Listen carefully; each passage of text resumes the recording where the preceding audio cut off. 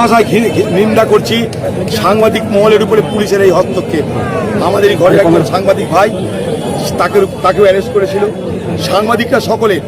সাংবাদিকরা খবর সংগ্রহ করে, তাদের কোনো পার্টি নেই, কিন্তু তাদের উপরে এই হামলা তৃণমূল জমানায় দেখেছি।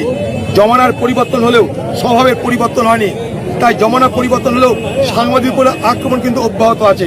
আজকে তারই প্রমাণ, আজকে যারা সরকারে তাদের ইচ্ছার বাইরে গেলেই সাংবাদিকরা হামলা করা শুরু হয়ে গেছে। নওদায় তার প্রমাণ।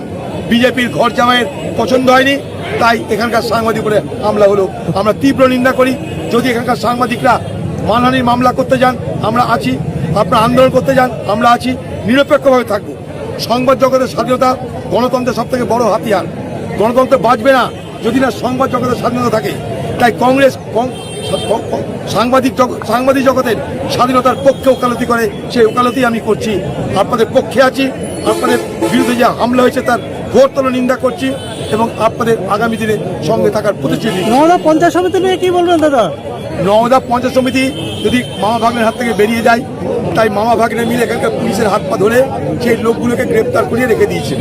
তাদেরকে ম্যানেজ করানো হচ্ছে, সই সাবুত করানোর চেষ্টা হচ্ছে। এই এখানে সই কর, এই ওখানে সই কর, ঘর জামাই বলছে, আর এখানকার পুলিশ সেই কাজই করছে। তারা যদি কংগ্রেসে আসতো, কংগ্রেসে যোগদান করতো, আমরা বুঝে নিতাম। বলছি দাদা, যিনি ছিলেন সভাপতি তিনি কি গঠন হয়েছেন আজকে? যিনি পঞ্চায়েত সমিতির সভাপতি ছিলেন তিনি কি দায়িত্ব আবার পেলেন পঞ্চায়েত সমিতি? কোথাকার আজকে ওই নওদা?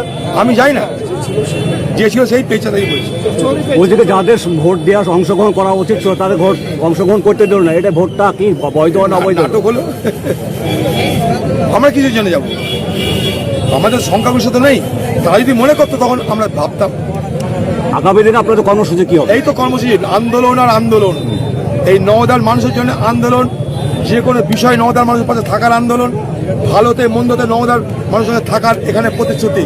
শুধু নওদা নয়, সারা মুর্শিদাবাদ জেলার মানুষের জন্য কংগ্রেস আন্দোলন করেছে, আজ করছে, আগামী দিনেও করবে।